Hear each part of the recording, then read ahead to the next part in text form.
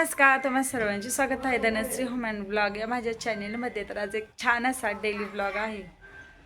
आजचा ब्लॉग आहे आषाढी एकादशी निमित्त. तर छान अशी आज एकादश होती. तर म्हणलं सर्वात आधी सर्व काम आवरून घेतलं, फरशी वगैरे झाडून घेतली. आंघोळ वगैरे झाल्यानंतर म्हटलं आधी उंबरठा पूजन व देवपूजा करून घ्यावी व त्यानंतरच डब्बा करूया. तर तेच करत होते. तर तुम्हाला तर माहितीच आहे, मी हळदी लेपन केल्यानंतर जे पुसल्यानंतरचं पाणी आहे तर ते झाडांना घालते. तर तेच मी त्या भांड्यामध्ये स्वच्छ करून घेतलेलं होतं व ते पाणी नंतर मी झाडांना घालणार आहे. झाडे खूप छान असे येतात. तर तुम्ही नक्की ट्राय करा, कारण आपण भरपूर अशी हळद वापरून उंबरठा पूजन करतो. तर ती हळद वायाला न घालवता अशा प्रकारे पाणी झाडांना घालू शकतात. तर छान असं उंबरठा पूजन करून घेतलं व साचीच्या साहाय्याने रांगोळी काढून घेतली. आज एकादशीमधील मोठी एकादशी असते. तर छान असं आज डेकोरेशनही करणार आहे. त्यामुळे केल्यानंतर पूर्ण घरामध्ये खूप छान प्रसन्न असं वातावरण झालेलं होतं. तर छोटीशी अशी रांगोळी काढून घेतलेली होती, कारण हे दोघे काही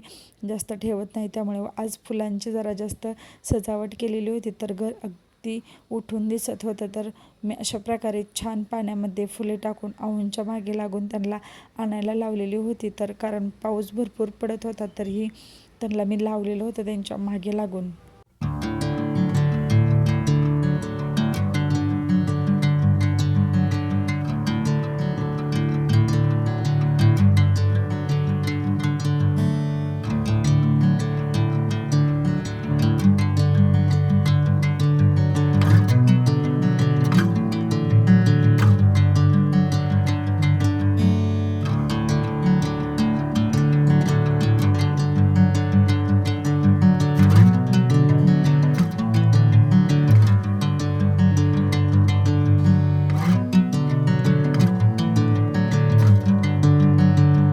म्हटलं एक एक करून घ्यावे, नाही तर हे दोघे जर उठले तर काय करून देत नाही. त्यानंतर मी लगेच देवपूजाही करून घेतली.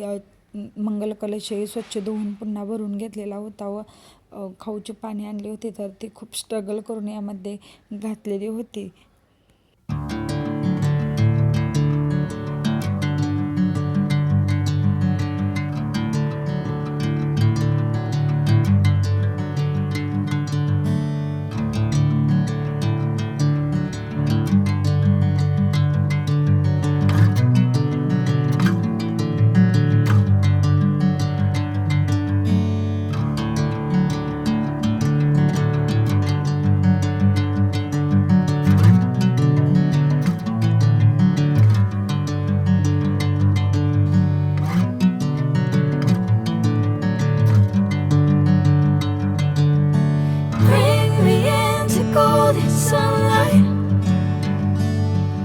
आज विठ्ठल रुक्मिणीची छान अशी विशेष पूजा मांडलेली होती व तुळशीलाही खूप महत्त्व असतं. तर तुळशीची छान अशी तुळशी वृंदावन मी आधीच धुवून घेतलेलं होतं. तर त्यानंतर मी तुळशीचीही पूजा करून घेतली, कारण आज एकादशी दिवशी तुळशीलाही खूप महत्त्व असतं. तर दरवर्षी त्याची छान पूजा होतीच, पण आजही अगदी मनापासून अगदी छान अशी पूजा करून फुलांचे थोडंसं डेकोरेशन केलेलं होतं, म्हणजे छान अगदी उठून दिसतं. तर तुम्हाला पुढे व्हिडिओमध्ये दिसेलच. तर यांची आता हे दोघे उठले होते, तर त्यांची लुडबुड अशा प्रकारे देवपूजा करताना असते. म्हणूनच ते दोघे उठायच्या आत मी सर्व देवपूजा आहे ना ती उरकून घेते, नाहीतर यांची मध्ये लुडबुड चालूच राहते.